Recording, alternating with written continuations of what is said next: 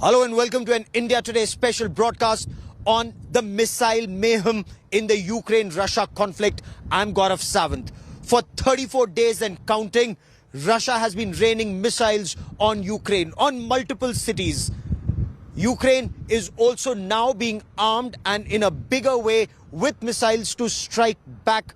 Of course, these are defensive missiles, and over the course of the next half hour, we get you the latest on the missile mayhem in Ukraine.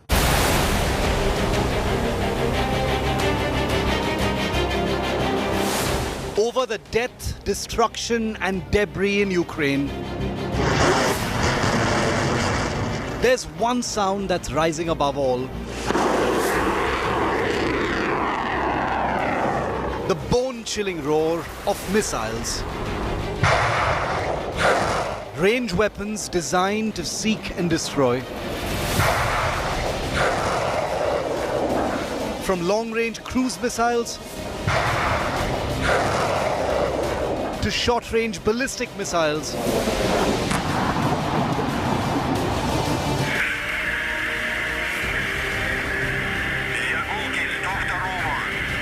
to air-launched hypersonic missiles, to deadly anti-tank missiles, and even laser-guided drone-fired missiles. Join us as we take you through Ukraine's unending missile mayhem. If Ukraine has been able to stem the tide of the Russian assault, a critical role has been played by Javelin anti-tank guided missiles, and these American missiles are tank killers. As this video provided by the Ministry of Defense here in Ukraine shows, a Russian tank rolls in and the Javelin missile finds its mark. It's deadly, it's precise, and it is, as its name suggests, a tank killer. A dramatic new video from the Ukraine war zone. It shows a Ukrainian anti-tank unit ambushing a Russian tank lurking nearby. The missile zips into the air, swiftly locks, and dives into the tank, destroying it.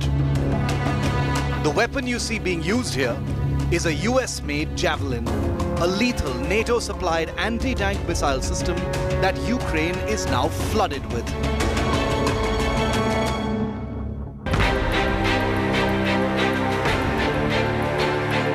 A missile that's largely responsible for the huge price Russian tanks and vehicles are having to pay as part of the ground invasion.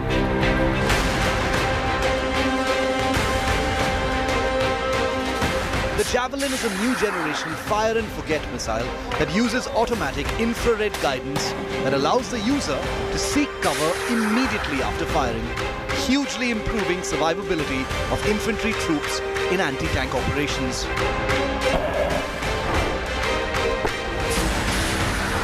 This priceless quality has allowed Ukrainian troops to hit Russian tanks without revealing their positions.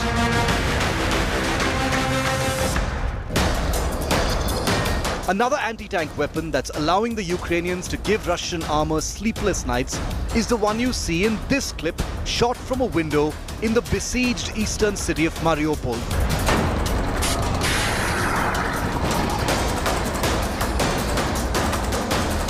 The British-Swedish NLAWs, or next-generation light anti-tank weapon. The NLAWs is also in Ukrainian hands in large numbers. It's a fire-and-forget, lightweight, shoulder-fired, disposable, single-use missile system designed for use by infantry on the move. Between these two NATO anti-tank weapons, Putin's giant convoy that was trying to encircle Kyiv is said to have suffered heavy losses, unable to fully meet its objectives. The two missiles have also heaped misery on the Russian supply lines attempting to serve its frontline armor units. A third NATO anti-tank weapon that's inbound into Ukraine soon is the German Panzerfaust III, a modern semi-disposable recoilless anti-tank weapon. The Panzerfaust III is operated by at least 11 countries and has first seen combat in Afghanistan. This trio of Javelin, NLAWs and Panzerfaust III make it clear just how large Ukraine's anti-tank weaponry needs are, with NATO regularly feeding that hunger. Apart from foreign NATO-supplied weapons, Ukraine has also been making use of the Skiff, a locally developed anti-tank missile system that's been used to some effect against Russian tanks, as depicted in this video of an attack on a Russian T-72 tank recently. The huge number of Russian tanks and vehicles inside Ukraine is still only a fraction of what Putin's forces can deploy in the country if deemed necessary. And that's why Ukraine feels it simply cannot get enough anti-tank weapons. With each incoming load of such weaponry, Putin's tanks are placed just a little more on notice. Bureau Report, India Today.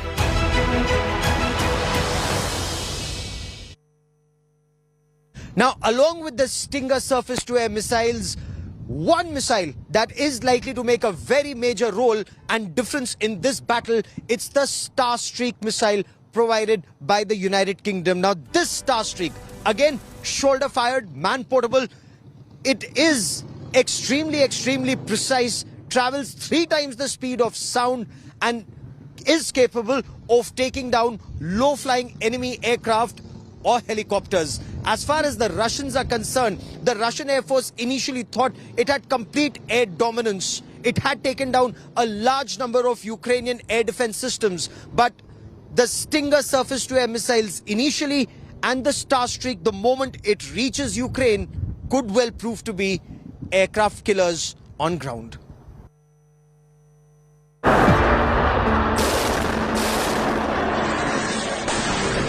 Over 33 days, Russian aircraft have been raining hell on Ukraine.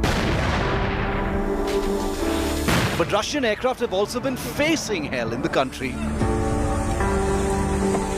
with large numbers of fighters and helicopters brought down by bruised but determined Ukrainian air defense units. Since the beginning of the war, Ukraine has been awash with lethal Stinger shoulder-fired anti-aircraft missiles, a weapon that has imposed a huge cost on Russia's air power superiority and will to dominate. But now, after over a month of constant bombardment, with its cities reeling from a second wave of Putin's aerial strikes, a new weapon is flowing into Ukraine. One that will give it even more teeth against Putin's air force. Days after the NATO summit in Brussels, the Boris Johnson government in the United Kingdom has decided to supply Ukraine with Starstreak, the fastest short-range air defense missile system in existence. The man-portable shoulder-fired Starstreak system fires missiles that accelerate to up to 4 times the speed of sound, blindingly zooming into their targets. The weapon then launches 3 laser beam-riding sub-munitions, increasing the likelihood of a successful hit on their target. The Starstreak has a number of advantages over the Stinger and Igla systems currently being used by Ukrainian air defense troops. Most notably, the Starstreak cannot be jammed by infrared or radar countermeasures. Britain's air defense commander has declared that Russian pilots will think twice about getting into their planes after British soldiers have trained their Ukrainian counterparts to fire Starstreak. With this latest NATO weapon entering a high-tech battlefield, will this give Putin's air power impulses reason to stay grounded? Or has Putin already war-gamed Ukraine's new defenses? Watch this space to find out what happens next. Bureau Report, India Today.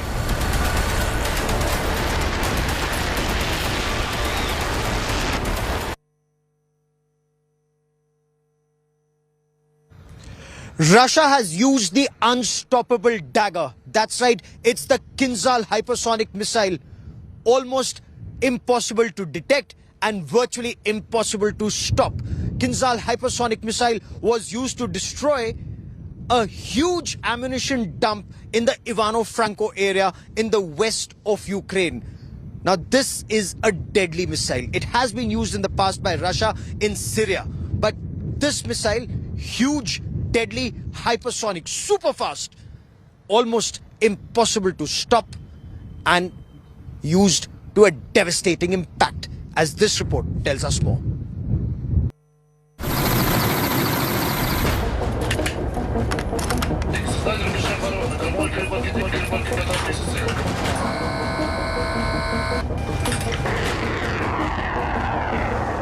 A brooding night sky over the Black Sea, torn apart by 4 caliber cruise missiles launched from a Russian Navy Buyan M missile boat. Their targets, Ukrainian sites near the country's capital, Kyiv. Capable of hitting targets hundreds of kilometers away with devastating accuracy, the use of caliber cruise missiles signals a shift into the realm of advanced weaponry in the second phase of this war.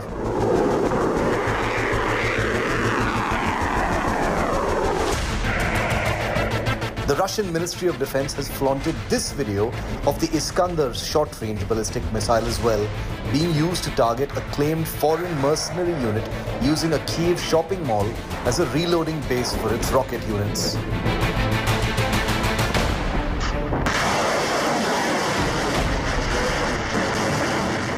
The third major Russian missile system being used is the Yakhont high-speed cruise missile, seen here being launched against a Ukrainian weapons depot in the western part of the country. The Yakhont is a progenitor of the Indo-Russian BrahMos missile in service with the Indian Armed Forces.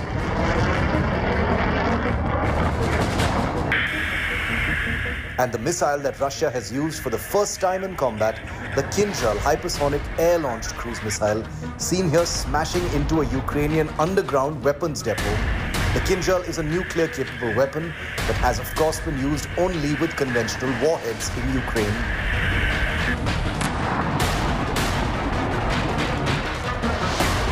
Four advanced Russian missile systems, all four being used in anger against Ukraine. The damage they're causing, plain for their makers and the world to see.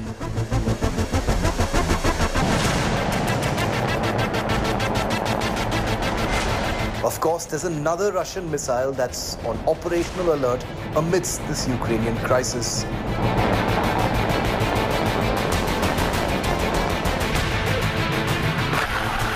A weapon stored away secretly inside Russia's Bore-class nuclear ballistic missile submarines.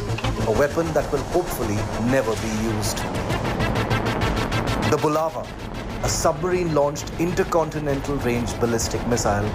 A Cold War weapon that could bring about the end of the world if ever fired in anger. A weapon whose heightened state of alert has sparked nuclear fears across the world. As Russia's war in Ukraine rumbles forward in its second month, missile power will define the onward march. Bureau Report, India Today. Bayraktar is a very popular name in Ukraine today. These Turkish drones are actually tank killers.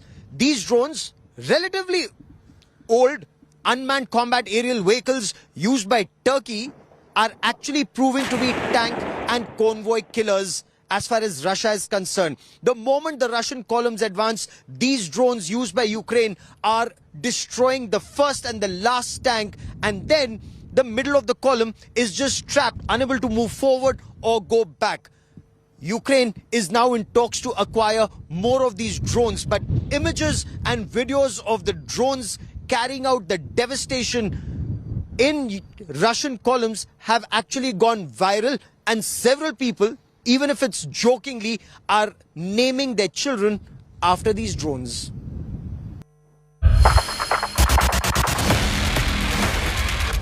Perhaps the most compelling aerial image of Ukraine's counter-strike on its invaders.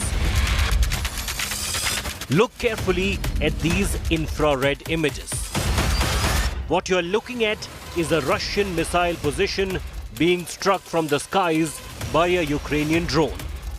The drone said to be raining this hell on Russian forces is the Bayraktar TB2. a combat drone fleet supplied by Turkey in 2019. These drones carry 4 laser-guided missiles that have proven highly effective in combat. The TB2 has a flight time of 24 hours and a communication range of almost 185 miles, with a service altitude ceiling of roughly 25,000 feet. Additionally, some of these drones create a disturbing sound when approaching their targets, which can be psychologically unsettling.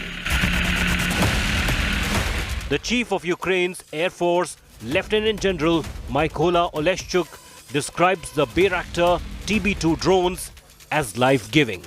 Each Bayraktar TB2 system consists of 6 aerial vehicles, 2 ground control stations, 3 ground data terminals, 2 remote video terminals, and ground support equipment. Bayraktar TB2 UAV can carry a maximum payload of more than 55 kilos. The standard payload configuration includes an electro-optical camera module, an infrared camera module, a laser designator, a laser range finder, and a laser pointer. Ukraine is the latest instance of these formidable attack drones in action. Bayraktar TB2 drones were heavily effective for Azerbaijan against Armenia in November 2002, as testified by multiple videos that emerged at that time. A precursor to this was the success of the TB2 drones against Russian-made weapons in Syria and Libya. Key aspects like low visibility and detectability thanks to the low radar cross-section makes this drone slick and agile. It is interesting to note that earlier this year, Turkey and Ukraine had an agreement in place to co-produce Bayraktar TB2 drones at a production site in Ukraine.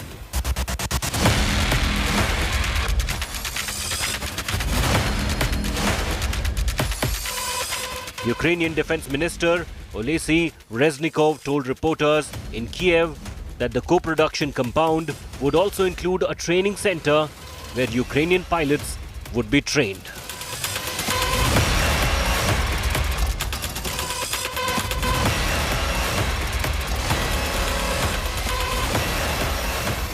This had caused a lot of resentment and anger amongst the Russian defense establishment back then. And with the drones striking Russian targets once again now, expect things to escalate further from the air. With Sai Kiran Kannan in Singapore, Bureau Report, India Today. Well, that is all we have time for on this special broadcast here on India Today. From the Bayraktar drones to the Javelin anti-tank guided missiles to the Kinzhal hypersonic missiles, this war is actually seeing the use of very serious weapons and disruptive technology. We will continue to report from Ground Zero, but that is all we have for you on this special broadcast. Many thanks for watching.